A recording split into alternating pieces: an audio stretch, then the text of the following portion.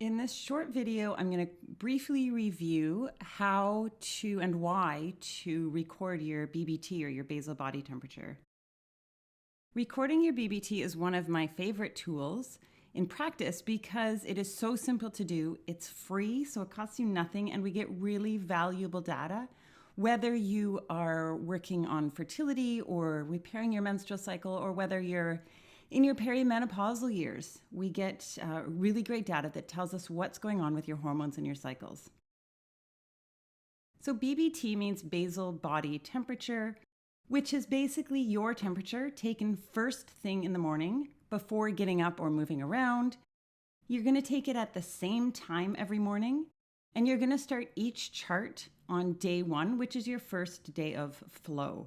So to be clear, spotting doesn't count as flow. It's when your period is actually flowing that you're going to call that day 1. Your BBT chart blank looks like this. And if we zoom in a little, you can see what we do is just record your temperature with a dot every morning. So first thing you're going to do when you wake up is check your temperature and then record it on this chart. One trick that I like to use, or one tool that I like to use, is a digital thermometer that remembers the last temperature taken. That way, for me, I can take my temperature, just put the thermometer to the side, and record the data on the chart once I get up. So each day, you're just going to plot what your temperature is. Over time, you're going to have all these data points.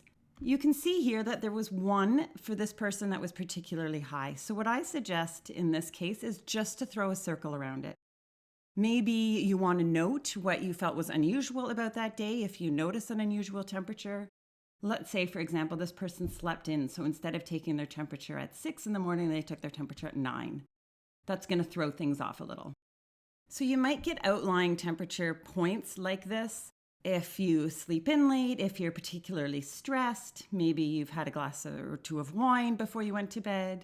Anytime you're feeling under the weather, or if you got up in the night, let's say you got up to go to the bathroom at 5 and you normally take your temperature at 6, that's going to cause a spike in your temperature because you moved around. Or if you've had a restless night, there are several factors that will cause a temperature to throw off.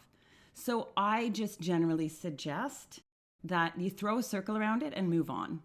And over time, over the course of the month, you're going to collect all your data points and then connect them with a line.